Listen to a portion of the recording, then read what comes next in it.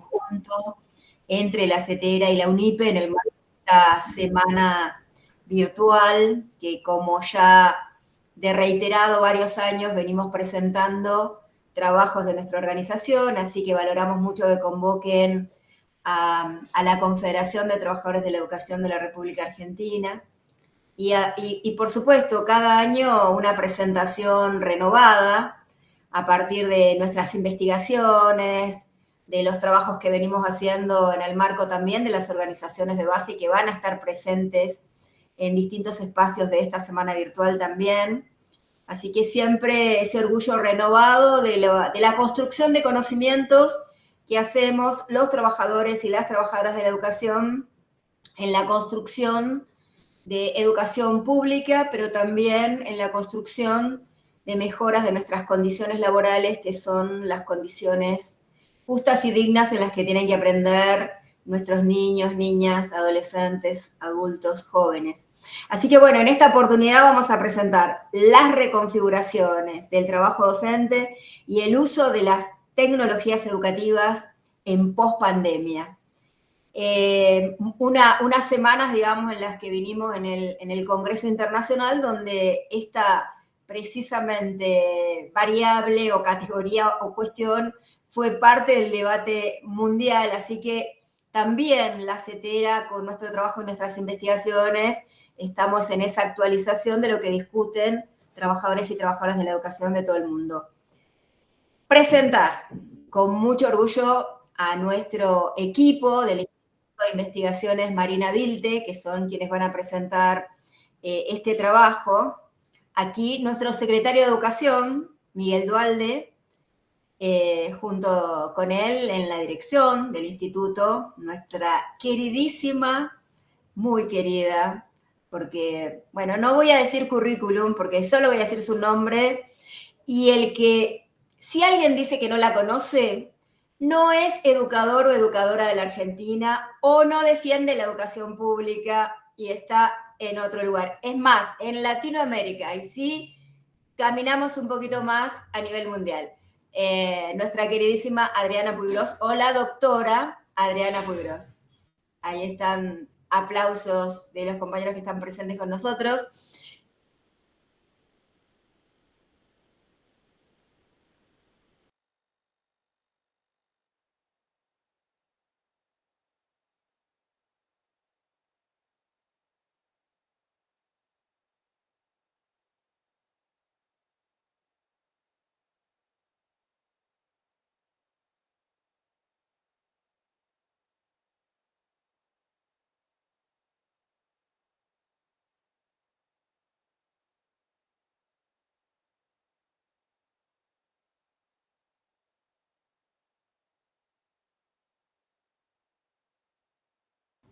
A ver, vamos a esperar que a Silvia tuvo un problema con la conexión, está entrando desde otro dispositivo, les pedimos perdón. Estábamos todos como viendo si el problema era de uno o era de Silvia, estábamos todos expectantes. Ahí me dice que va a entrar desde otro dispositivo. Sí, la esperamos un ratito, por favor, disculpen.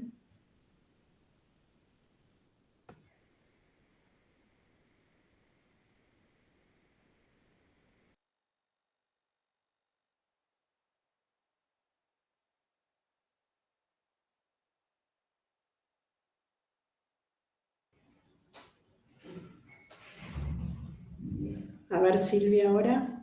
Ahora sí, bueno, disculpas. Hablando de tecnologías, nuestras redes están complicadas. Pero bueno, iniciamos con nuestro compañero Miguel Dualde. Así que Miguel, que es a lo que vinimos, a escuchar el trabajo y la investigación de CETERA. Bueno, Liliana gracias. Pascual no la había presentado y Luz Albergucci también como parte del equipo. Bueno, sí, tal cual.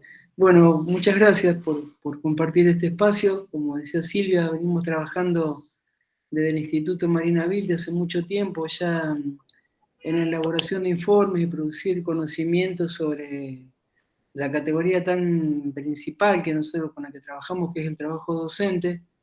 Y bueno, en este informe que hoy vamos a presentar en esta instancia tiene que ver con con un momento en el que nosotros veníamos estudiando las condiciones del trabajo docente y empezamos a ver o a pensar o a tratar de producir conocimientos desde otra perspectiva respecto a las modificaciones o las reconfiguraciones que se dieron a nuestro trabajo docente a partir justamente de lo que fue vivir o pasar o experienciar este hecho inédito de lo que fue la pandemia, ¿no? Entonces, en ese sentido, nosotros tuvimos momentos en los que empezamos a trabajar a partir de que se interrumpe la presencia física en los espacios escolares, después estas vueltas a la presencialidad, entre comillas, pero también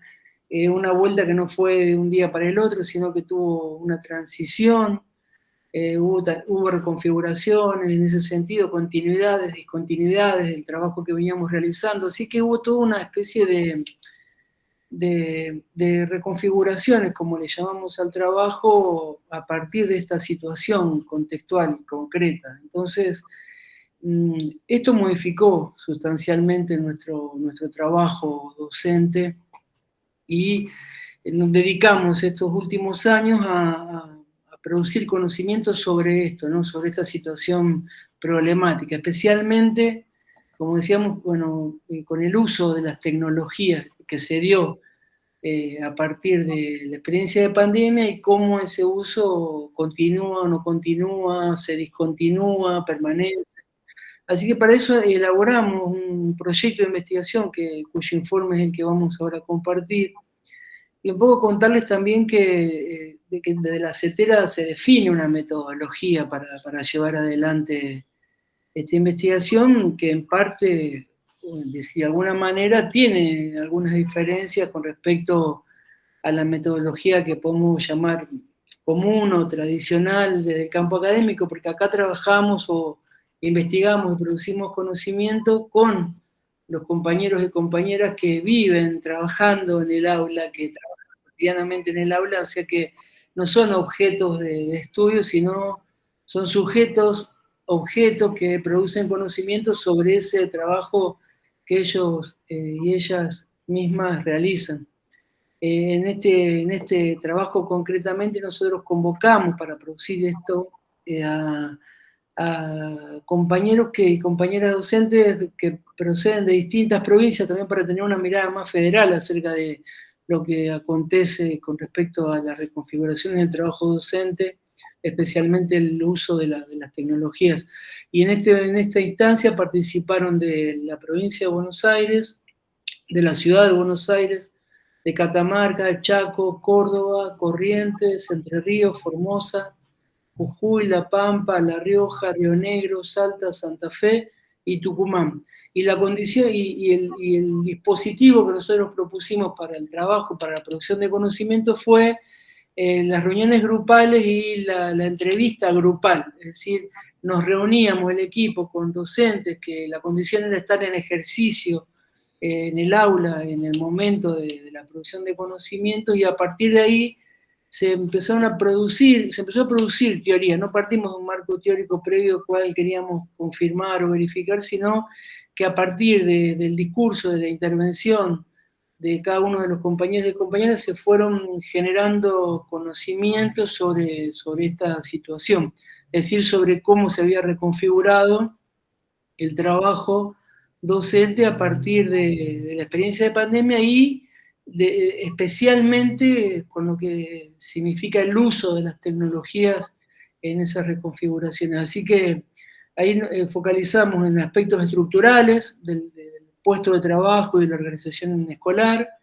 También nos focalizamos en los desafíos en torno a la enseñanza y a la inclusión, que significaba el uso de las tecnologías, que significa el uso de las tecnologías, y también a los aspectos más regulatorios, ¿no? A lo normativo, al marco legal, que de alguna manera condiciona, ¿no? Un marco legal como un discurso regulador de la dinámica institucional. Desde esa perspectiva teórica es que nosotros lo tomamos en cuenta. Así que desde esa metodología que fuimos construyendo, debatiendo mucho, este equipo discute mucho, ¿no? el el método. Y sabemos que es más que el método todo proceso de investigación, pero que el método tiene que ver porque en este sentido lo que nosotros apuntamos de esta perspectiva es producir conocimiento desde la perspectiva de la clase trabajadora, porque somos los y las trabajadoras, los trabajadores quienes producimos desde nuestra posición y en una actitud de generar una reflexividad a partir de estos grupos. No entendemos que el compañero que viene a un grupo de entrevista es un cúmulo de datos que brinda su información como si fuera una cuestión objetiva, sino que el que participa de estos espacios es parte del proceso de producción, porque cuando comenta o opina o reflexiona sobre una pregunta, ese proceso de responder también implica una revisión de la propia práctica, ¿no? Cuando uno responde a una pregunta, no responde como una cosa automática, sino que la piensa y empieza también a pensar esa respuesta y a reflexionar sobre lo que está haciendo,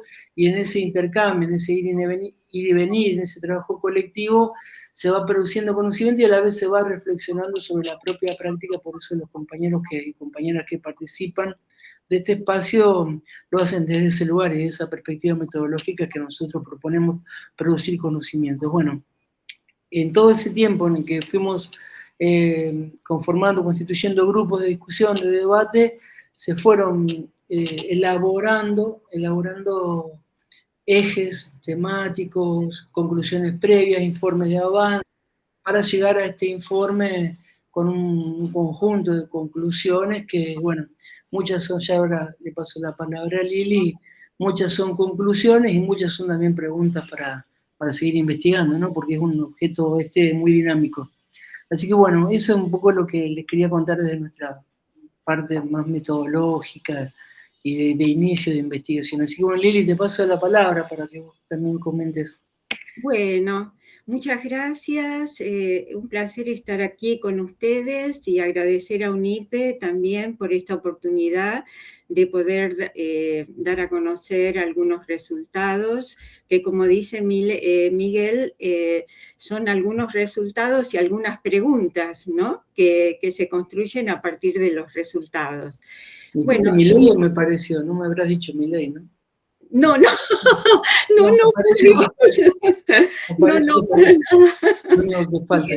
Dije Miguel. No, por las agresiones no. Sería el mayor insulto, ese no sé. No, les quería decir que además yo voy a dar algunos resultados y después, bueno, Luz, Miguel, Adriana pueden también, incluso Silvia, retomar y a partir de la conversación y de las preguntas, ¿no? Nosotros, en general, lo que hicimos fue analizar los principales usos de las tecnologías en las prácticas escolares.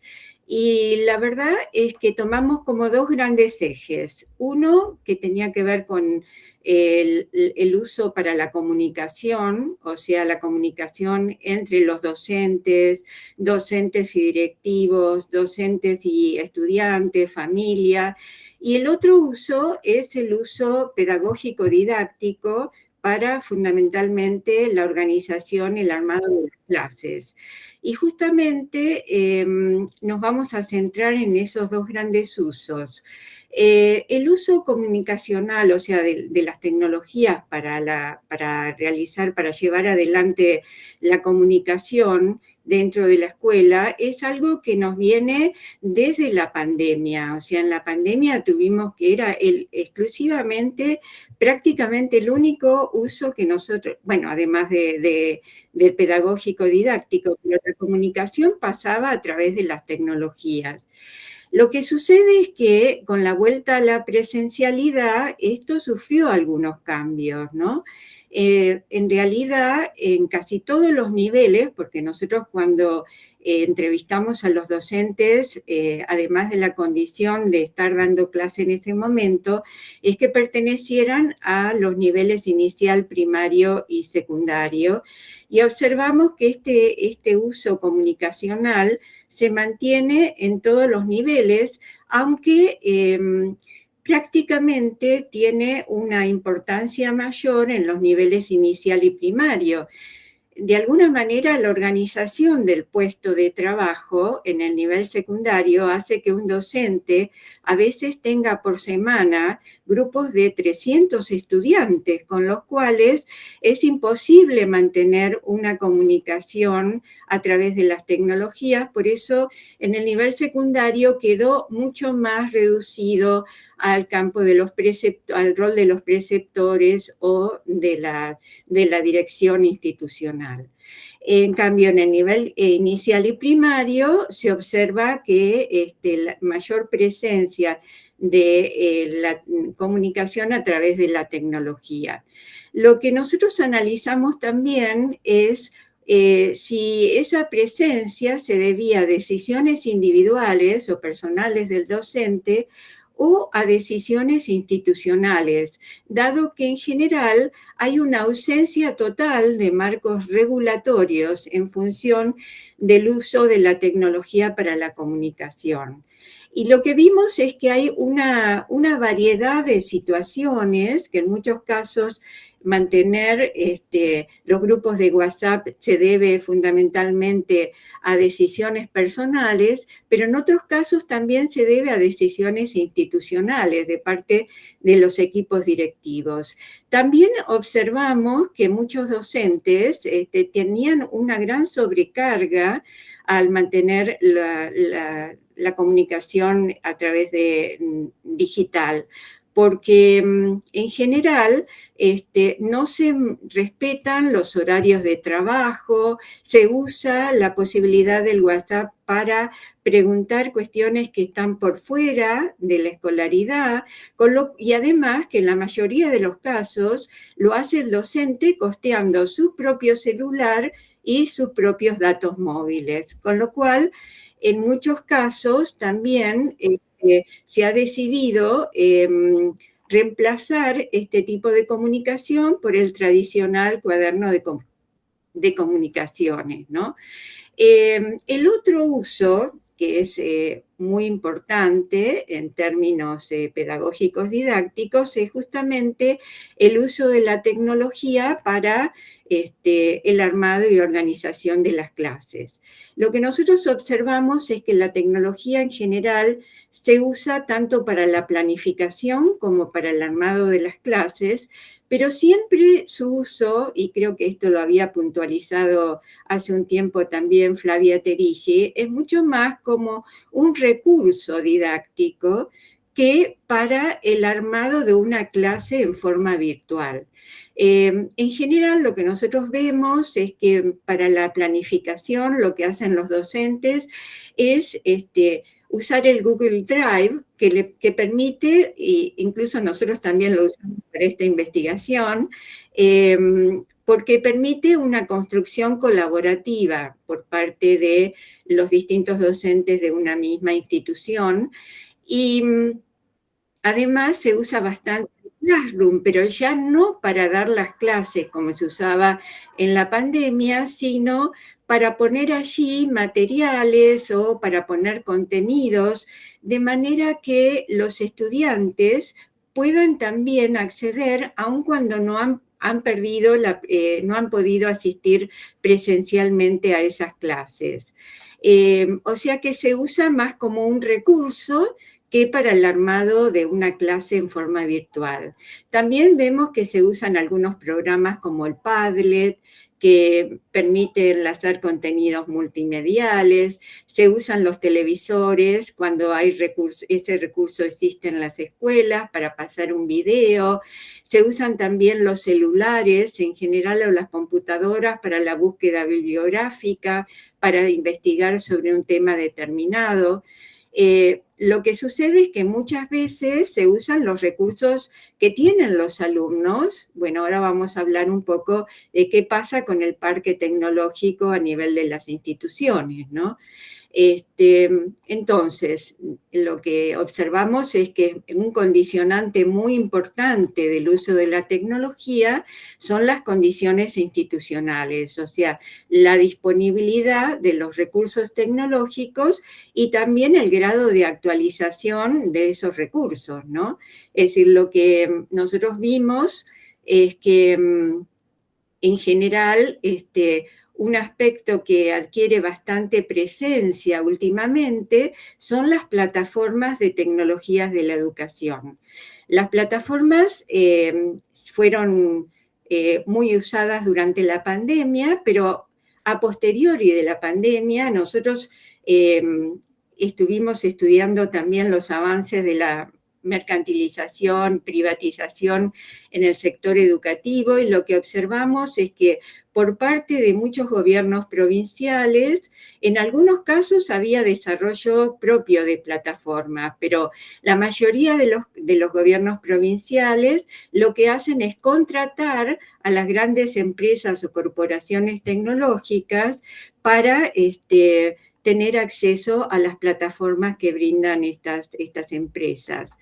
Estas plataformas privadas se utilizan a través de acuerdos que hacen los gobiernos provinciales con estas empresas tecnológicas, y permítanme mencionar acá una empresa que está batallando muy fuerte en el campo educativo, que es la empresa TICMAS.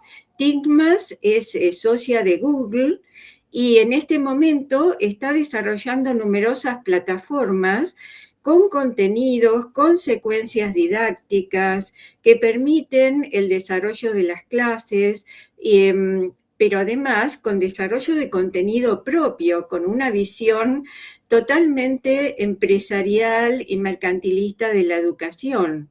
Esta empresa TICMAS, además, tiene una presencia importante en la agenda educativa. Estuvo en la Feria del Libro con un stand, invita a los ministros a dar charlas, invita a los académicos y, por supuesto, siempre tiene una orientación muy empresarial de lo que es la educación. Este servicio de las plataformas también pone en jaque, digamos, el uso o la utilización de la Big Data, o sea, de los datos de los docentes que están cada vez más expuestos al entrar a las plataformas y que luego son utilizados con fines mercantiles o comerciales.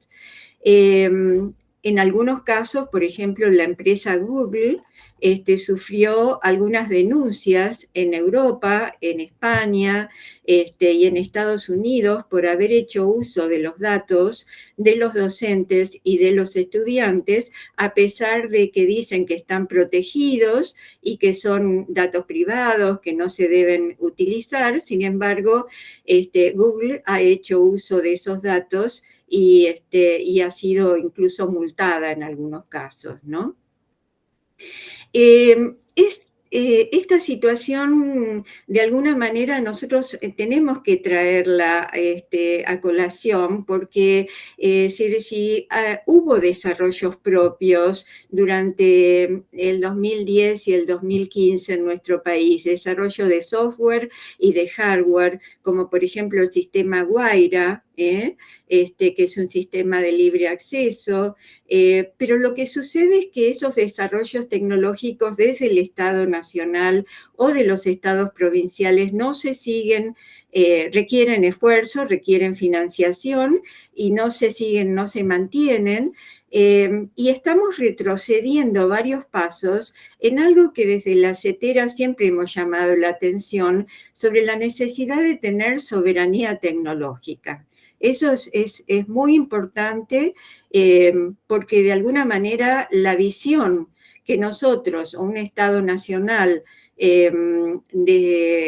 por supuesto, durante determinadas gestiones, ¿no? Hago esta salvedad. Un Estado nacional puede tener una visión más orientada a la educación como derecho y no a la educación como mercancía.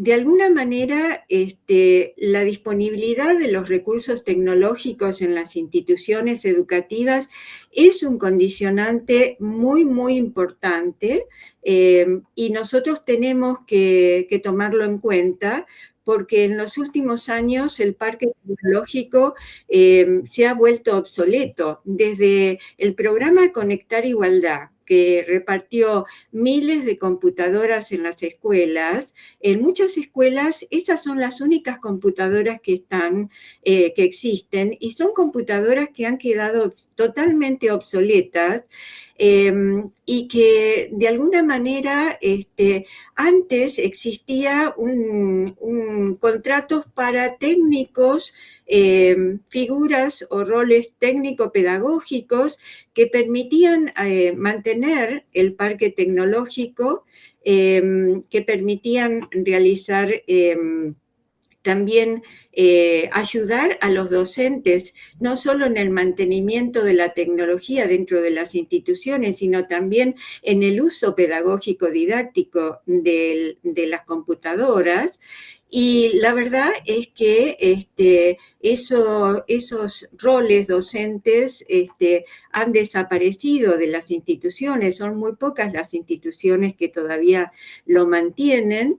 Y también las instituciones tienen graves problemas de conectividad. Lo que observábamos era que muchas veces es la cooperadora de las escuelas la que financia los datos móviles, o se utilizan los datos móviles de los propios docentes o incluso de los alumnos, porque muchas veces las búsquedas bibliográficas, las investigaciones se hacen con los celulares que traen los mismos estudiantes, ¿no? Entonces, una problemática muy importante es justamente el equipamiento y el acceso a Internet. Pero existe otra problemática que yo no quiero dejar de mencionar más en este contexto, que tiene que ver con la formación docente para el uso de la tecnología. Porque también las plataformas privadas que ofrecen las empresas tecnológicas ofrecen también posibilidad de formación docente. Por supuesto, con una orientación totalmente contraria a la que nosotros podemos llegar a tener acerca de la formación docente o la que existía, por ejemplo, en nuestra escuela, en el Infod.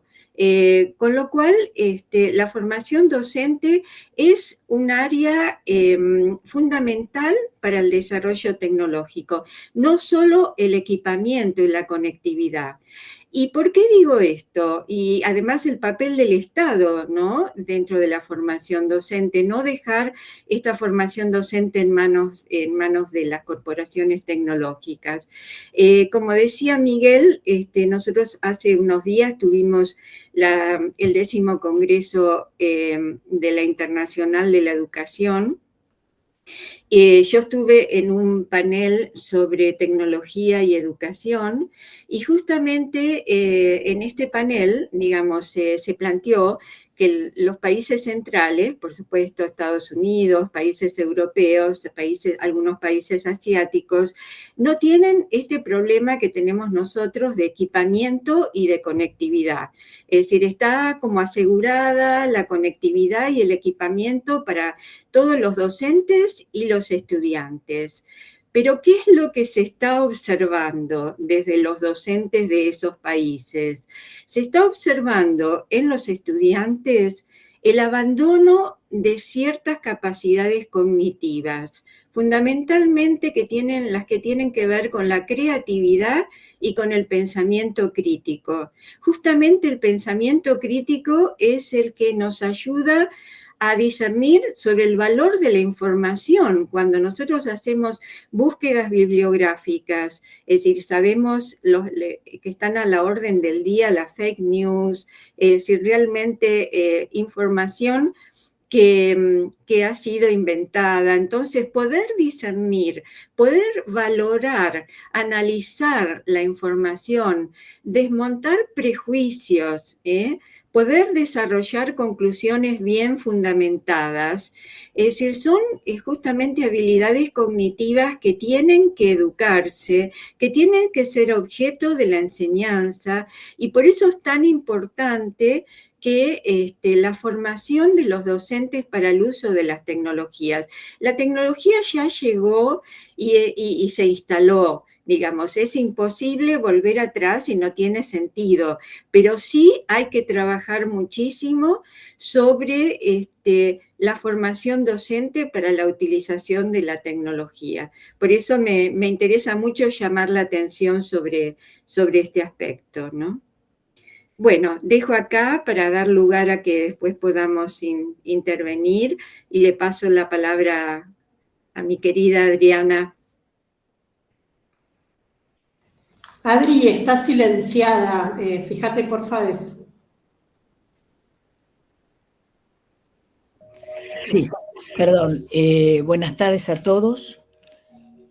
Realmente, en primer lugar, es un gusto y una satisfacción el hecho de que la CETERA y UNIPE hagan tareas en conjunto. Me parece que es esos pasos adelante que que todos nosotros, trabajadores de la educación, sindicalistas, militantes universitarios, estudiantes, profesores, etcétera, y docentes en general, eso es un paso hacia, perdonen, pero estoy muy ronca, es un paso, ¿sí?, frente a esa mole que se nos viene encima, ¿sí?, no por la tecnología en sí misma, sino por quienes son los grandes dueños nacionales e internacionales de la tecnología.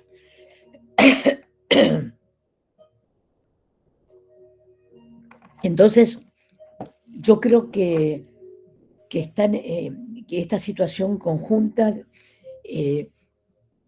es de enorme valor, ¿no? Que todo lo que podamos articular entre quienes creemos y queremos en la posibilidad de una vinculación entre el sistema educativo y los avances de la ciencia y la tecnología, ¿sí? Creemos que es posible hacerlos, guiarlos, producirlos de una manera leal con los principios de la justicia social, con el derecho universal a la educación, y en ese sentido, eso lo vinculo con lo que decía Liliana recién, respecto a la observación en la reunión en el Congreso, en el 10º Congreso Mundial de la Internacional de la Educación, de países que tienen una dotación tecnológica, digamos, al menos mucho mayor que la que tenemos nosotros, pero donde se observa el abandono de la creatividad, del pensamiento crítico, etcétera, ¿no? Entonces yo creo que ese es un punto muy importante que abre, digamos, esto es una pregunta que nos hacemos a lo largo de la investigación, aparece varias veces, ¿no? Es decir, ¿cuál es el contenido político, el elemento político, ¿sí?, que interviene ahí?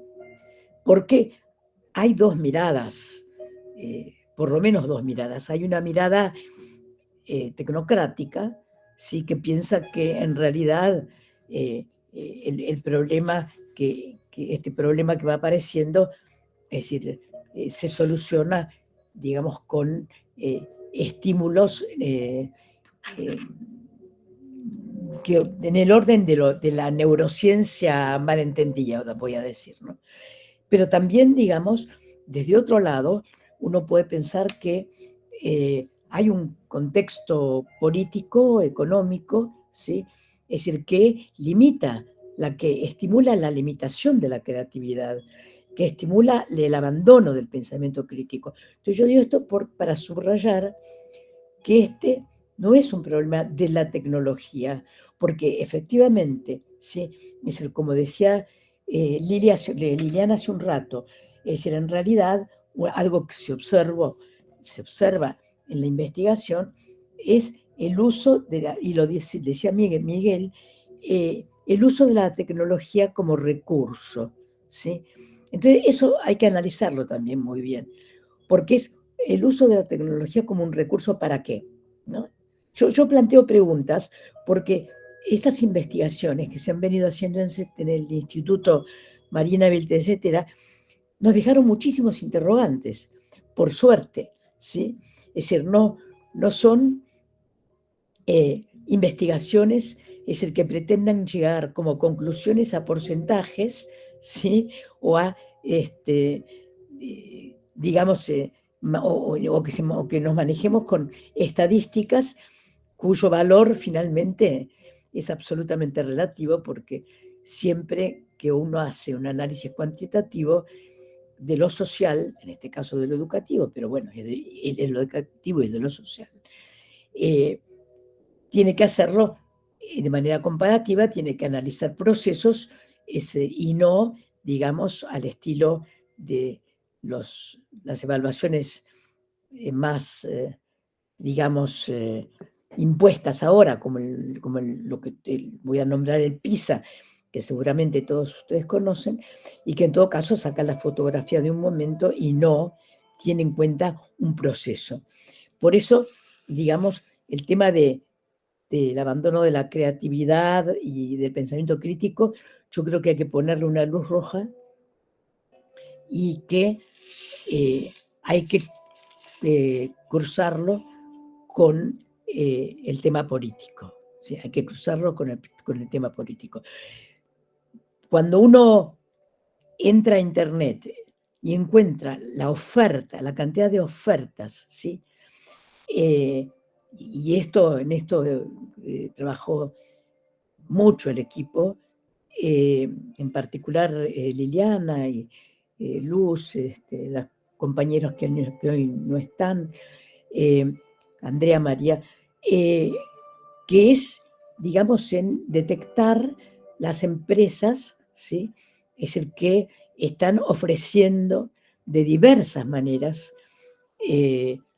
digamos, educación. Eso es muy asombroso, porque es un tipo de privatización de la educación que no es para nada, que no es la privatización tradicional.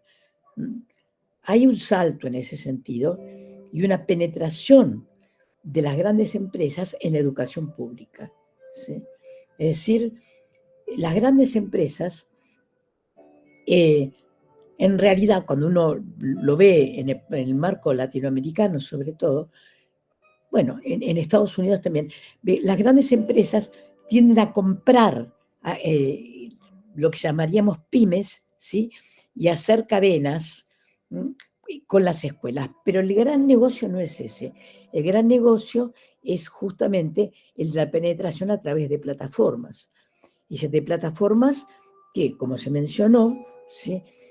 Van sustituyendo en realidad las planificaciones provinciales y nacionales, que deberían ser ahora regionales en muchos aspectos de los sistemas educativos. Entonces, las plataformas privadas van sustituyendo, si la plataforma en todo caso presenta, ¿sí?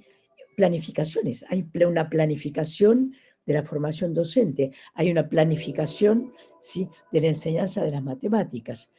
Entonces, las formas de penetración son múltiples. Decía, cuando uno pone Internet y ve que ofrecen carreras de posgrado, muchas para docentes, que con 1 año o 2 años, ¿sí? Es decir, consiguen una especialidad en tal o cual cosa, ¿no? Para mí el ejemplo es, fuera de la docencia, el ejemplo es el de un ingeniero, ¿no? Hay títulos, digamos, diversos que se ofrecen de personas que podrían trabajar en las tareas de un ingeniero y que se obtienen en 1 o 2 años pagando. Entonces, después en el mercado de trabajo, el título del ingeniero que estudió 6 años en una universidad, frente al de que en 1 año, quién sabe qué cosas estudió y aprendió, sí, pero en el mercado digamos, uno vale lo mismo que el otro. En todo caso, el valor se lo da la específica, el específico interés de la empresa que lo contrata por 3 meses, ¿sí? Entonces, digamos, esa es otra forma de penetración. Es decir, además de eso, digamos, nosotros vemos que hoy las escuelas privadas en la Argentina están con muchos problemas. Las pymes están con los mismos problemas que el conjunto de las pymes, pero están también siendo abordadas, ¿sí? Es decir, que yo diría consumidas por las grandes plataformas. Entonces, si esto ocurre con escuelas privadas de clase media, no es solo en la ciudad de Buenos Aires, en las grandes ciudades, ¿sí? De nuestro país y de América Latina, es decir, ¿cómo hacemos ¿sí? para abordar este tema en las escuelas públicas, cuando efectivamente los docentes durante la pandemia tuvieron que recurrir, es decir, nosotros mismos tuvimos que recurrir a Google Drive, ¿sí? Y sobre todo cuando a partir, lo voy a decir asumiendo personalmente esta responsabilidad, cuando desde el gobierno de Macri, ¿sí? Lo que empezó a ver es lo que mencionaba Liliana antes, es decir, que es un abandono y un desgaste de computadoras. O sea, personalmente tengo guardadas las fotos del correo argentino donde estaban acumuladas, ¿sí? Miles de computadoras que quedaron obsoletas, igual que ahora con el tema de los alimentos, ¿sí? Entonces, ahí tenemos un problema, porque, digamos, una de las cuestiones que son indispensables para transitar una época tan complicada como esta, que no sabemos en definitiva hacia dónde vamos, si sabemos, tenemos que saber hacia dónde queremos ir. Pero, digamos, para poder transitar una época tan complicada, necesitamos, ¿sí?, continuidad en las políticas y necesitamos Estado. Necesitamos el Estado responsable, no el Estado, ¿sí?, que se desorganiza, no el gobierno que desorganiza al Estado, sino un fuerte Estado capaz de sostener la continuidad de ciertas políticas. Y en el caso de las políticas educativas no nos cabe la menor duda, ¿sí? Después, cuando aparecen esas absurdas comparaciones con pequeños países noreuropeos, es decir, muy ricos y con muy poca población, lo primero que uno ve es la inversión educativa. Y la segunda conclusión es, si lo principal, primero es la inversión educativa, porque inversión educativa seriamente, ¿sí?, y de manera continuada, estatal, ¿sí?, acaba con el problema de la frazada corta, o sea, de que no se puede, es decir, el incentivo salarial docente se suspende y con eso supuestamente se paga la luz de las universidades o algo por el estilo, ¿no? Entonces, digamos, acuerdos básicos, acuerdos como el que está haciendo, para dar un ejemplo, la provincia de Buenos Aires, ¿sí?, que en la consulta que ha hecho durante el mes de enero-febrero para la reforma de la secundaria. Es decir, acuerdos como el que se hizo para dictar la ley nacional en el 2006, que fue una consulta nacional, ¿no? Entonces, hace falta acuerdos, hace falta un Estado responsable, hace falta inversión educativa. En ese sentido, es que la actitud, digamos, la postura activa del sindicalismo docente, en este caso de la CETERA, y también del movimiento pedagógico latinoamericano, de la internacional de la educación, son muy, muy importantes. A mí la reunión del internacional la verdad que me emocionó, ¿no? Porque y también me extrañó, digo, hay que pensar las cosas de otra manera, porque es un movimiento internacional de trabajadores, ¿sí? Entonces, no por eso tenemos que volver a posturas de hace un siglo sobre la Internacional de los Trabajadores, pero, digamos, es la Internacional de los Trabajadores del siglo XXI, es muy importante. Y respecto a lo que decía de la actitud, la postura activa, en este caso de la CETERA, respecto a asumir la investigación, algo que decía Miguel al principio, ¿no? Asumir la responsabilidad de seriamente, ¿sí? Partiendo, digamos, desde todos puntos de vista, de la responsabilidad sindical, partiendo de la responsabilidad científica y tecnológica, que significa abordar esta temática, ¿sí? Es decir, pero que desde el punto de vista de los trabajadores de educación pueda haber diagnósticos, pueda haber información, ¿sí? Porque yo les pregunto, ¿en qué medio de comunicación, ¿sí?, aparece la opinión de los docentes? ¿Qué es lo que pasa con la tecnología?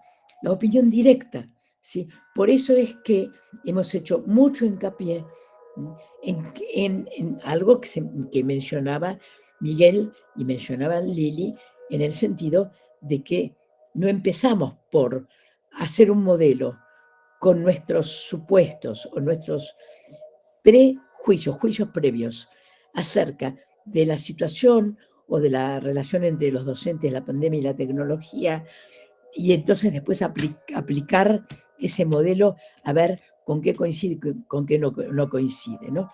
Si es algo más complicado, pero que consistió básicamente en primero escuchar,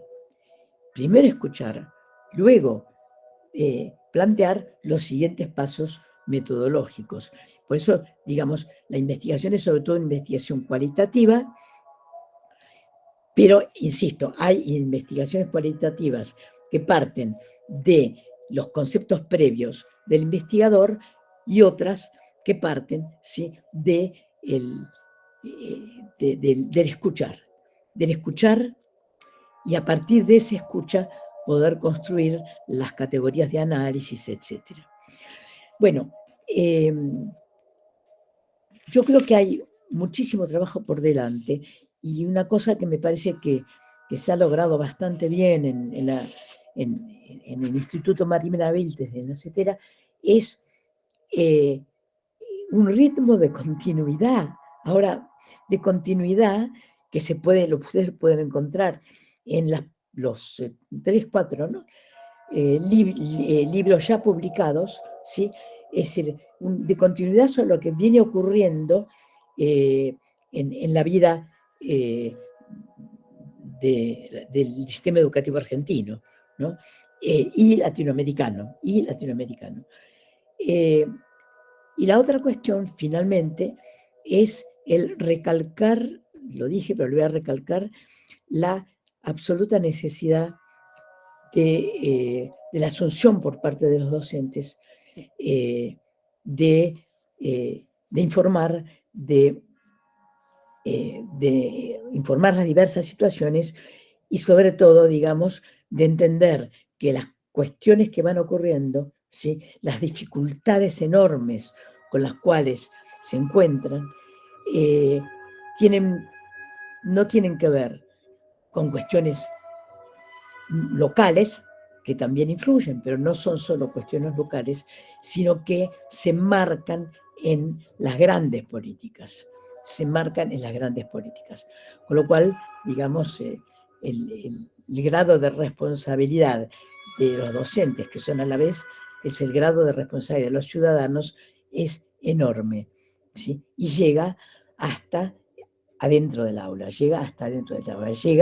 con esto termino, hasta el uso del celular adentro del aula. Yo estoy a favor del uso del celular adentro del aula, pero ¿de qué manera se usa? ¿Sí? ¿De qué manera? Para lo cual el docente tiene que estar muy preparado, ¿sí? Porque de pronto el docente tiene que guiar, enseñar, ¿sí? A usar el celular.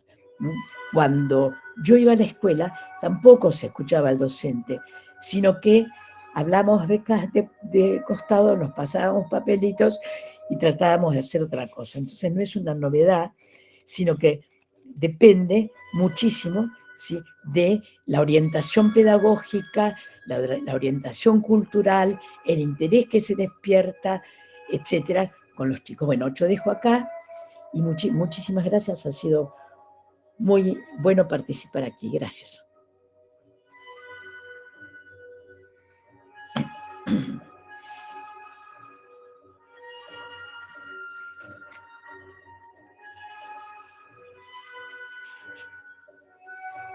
La verdad que sí, ahí había unos aplausos para Adriana, pero también es para todo el equipo de investigación, el que hoy está presente, y quienes, como se mencionaron, María Val y Andrea Núñez, estaban con otros compromisos. El tema de un colectivo de docentes, investigadores, trabajadores y trabajadoras de la educación, que es del Instituto Marina Vilde de la Cetera, construyen conocimiento a partir me pareció muy interesante en términos de, que está en el libro, digamos, de el valor del reconocimiento, del valor de lo que se produce en cada una de las instituciones educativas en términos de conocimientos en todo el país, el valor del trabajo docente.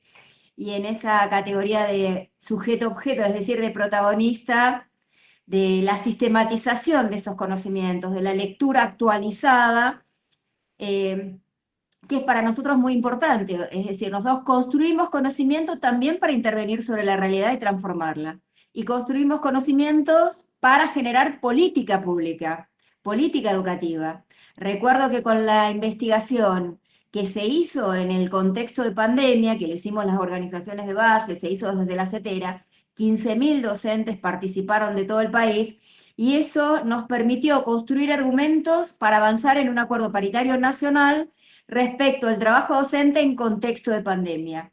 Y era la primera vez que nosotros analizábamos, además, por ejemplo, el derecho a la desconexión y otros derechos que tienen que ver con la integración de las tecnologías en el campo, digamos, de la enseñanza.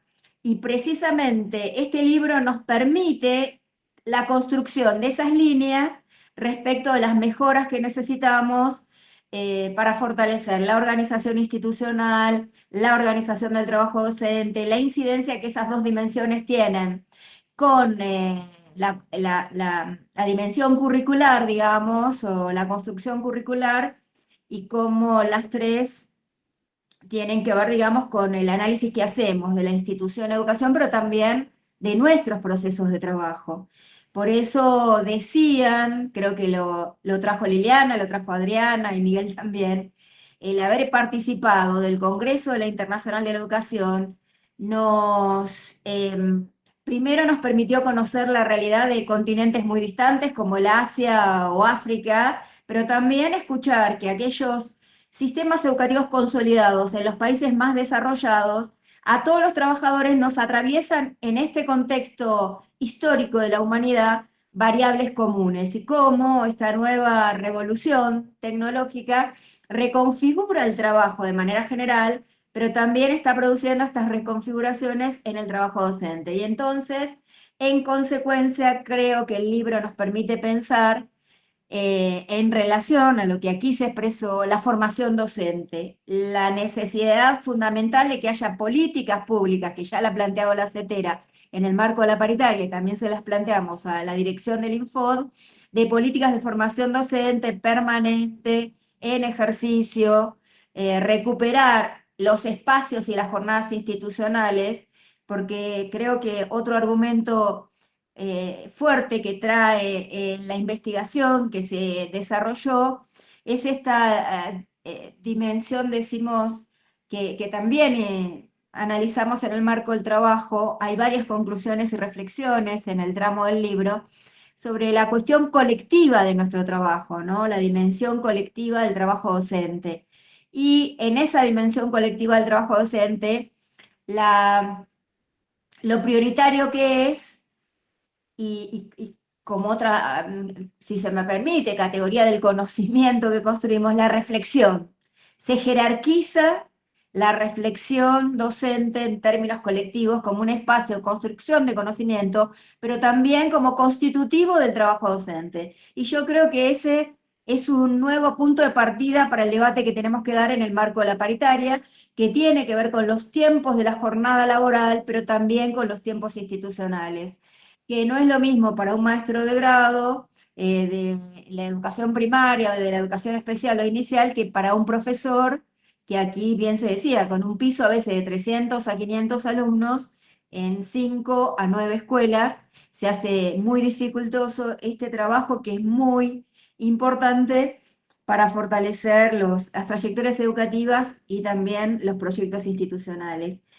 Y cuando esos desajustes, ¿no?, entre la organización laboral y la organización institucional se producen, lo que se quiebra, digamos, en todo caso, es el proyecto pedagógico. Y ahí tienen una responsabilidad los estados en pensar que el puesto de trabajo no son solo las horas frente a estudiantes.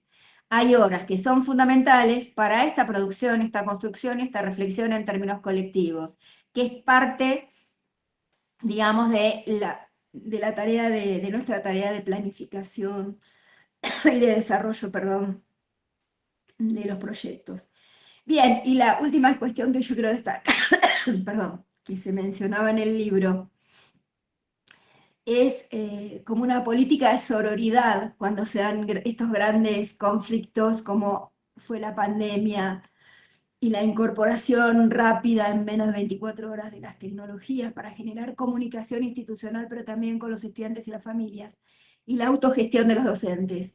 Esto ya se hizo, o sea, ya lo hicimos, la autogestión, la construcción colectiva entre nosotros. Hoy lo que planteamos es la fundamental importancia del Estado, que no se corra de sus responsabilidades como garante de la educación pública en todo el país, en términos de derechos de nuestros pibes y pibas, pero también de los derechos de trabajadores y trabajadoras de la educación. Así que vamos por esta reflexión, la organización del trabajo, la organización institucional y la organización curricular como imprescindibles para avanzar en educación pública de calidad. Paso aquí entonces la posta a Luz. Yo, después de semejantes voces, solo le voy a dar lugar a alguna de las voces del chat, porque me parece que hay que darle algo de protagonismo también a lo que están comentando compañeras y compañeros que nos están escuchando. Bueno, primero agradecen la presentación desde distintos lugares del país. Algunas menciones que me parecen importantes en relación a lo que se destaca. El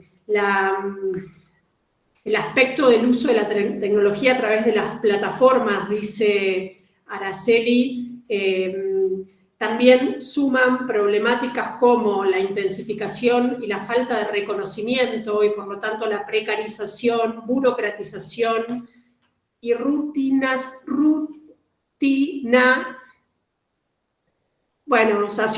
me sale la palabra, de la tarea docente, disculpen, a eso se le suma el tema del control y la vigilancia, un asunto que no está muy presente en el informe y que me parece que es un aporte interesante de la compañera, de lo que se dice, de lo que se escribe, de lo que se informa y la ausencia del diálogo genuino, no controlado, también la autoría de los conocimientos, etcétera, asunto que podría profundizarse, creo yo, en el informe. Después también se observa una profunda desigualdad que agudiza en relación a los recursos tecnológicos, tanto entre las escuelas como entre niños, niñas y adolescentes, dice Grisela Cardoso.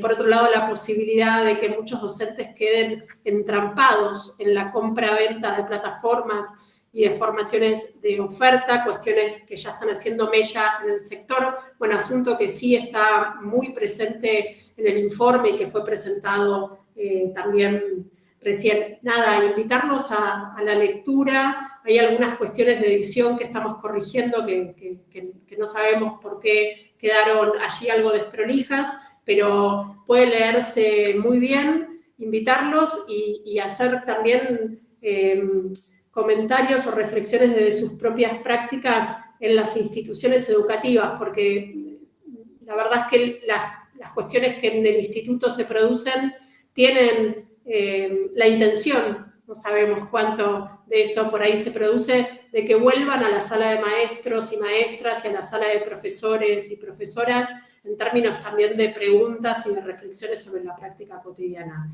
Así que nada, solo eso, no quiero sumar mucho más. Miguel, no sé si vos tenés algo en particular. No, simplemente agradecer a todos los compañeros y compañeras que estuvieron presentes, decirles que nosotros seguimos trabajando de esta perspectiva. Ahora, respecto a estos temas, les avanzo, acabamos de sacar, que todavía no lo presentamos, pero este es el libro que va a estar digital de lo que fue el año pasado la conmemoración de los 50 años de la CETERA. Este libro que está impreso lo vamos a presentar en el transcurso de agosto o septiembre, y también va a estar la versión digital. Y en esa versión digital, para quienes estén interesados, como nosotros hicimos paneles también en ese momento que tomaban estas temáticas, y ahí van a encontrar, hay un capítulo dedicado a las tecnologías y la educación que refiere a los debates sobre la inclusión digital, la inteligencia artificial, las redes y la plataforma, para estas compañeras que plantearon de las plataformas ahí.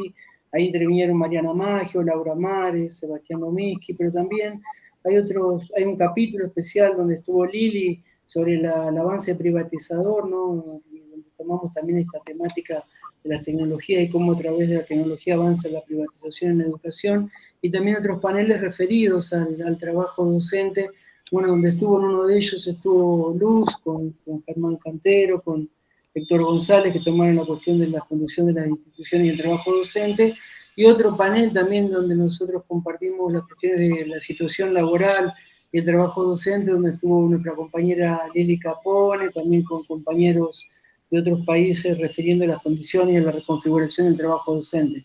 Ese material va a estar a la brevedad, bueno, lo vamos a difundir para que también va a estar ahí en la mediateca, donde ahí Luz compartió el enlace del informe, pero también ahí dentro de esa mediateca de CETERA hay otros informes que son interesantes sobre este tema, y siempre desde la perspectiva, como decíamos, de clase trabajadora, ¿no? Es decir, poder, así como hacemos también con nuestros libros sobre la historia del sindicalismo docente, es decir, poder escribir desde nuestra perspectiva, si una organización que produce conocimiento sobre lo educativo, es muy importante porque, bueno, desde esa perspectiva es que ponemos otra mirada complementaria que agrega, que suma y que, bueno, da el debate desde una posición de clase, ¿no? No hablamos más allá del bien y del mal, sino que lo hacemos desde nuestra perspectiva, desde nuestra perspectiva de clase, para aportar en este sentido. Y uno de los ejes fundamentales es el debate pedagógico, ¿no? Y bueno, contarles también que ahora este grupo se encamina hacia otra investigación referido a otro tema que está muy en discusión hoy, que es la cuestión de la alfabetización, y con este mismo esquema de trabajo, con las trabajadoras que están alfabetizando, estamos organizando una nueva investigación también para hacer próximamente un nuevo informe al cual, bueno, le vamos a invitar a compartirlo. Bueno, eso nada más. Y agradecerle, Che, muchísimas gracias. Y a la UNIPE también por esta continuidad, ¿no? En este espacio tan importante. O sea, llevan 10, creo, ediciones de la UNIPE virtual. Es tan valioso para nosotros, para encontrarnos, para ese diálogo de la academia, de la organización sindical, los trabajadores de base, tan necesario en estos tiempos. Así que, bueno, muchas gracias a la UNIPE también. Bueno, no sé, ahí dejamos algunos detalles en relación al formulario de asistencia. Bueno, nada, completen allí, y ahí la compañera María también había recuperado cuál es el número de la actividad y el nombre, así que ahí se los volvimos a copiar para los que ingresaron después. Nada, muchísimas gracias. Seguiremos compartiendo espacios como estos también desde UNIPE y desde las distintas semanas de UNIPE virtual. Gracias. Gracias, compas. Hasta pronto. Nos vemos. Gracias. Chao María, chao Juanita. Gracias. Chao, chao. Aprovecho. Chao, Eso no Juani. Es para ella lo que estamos investigando.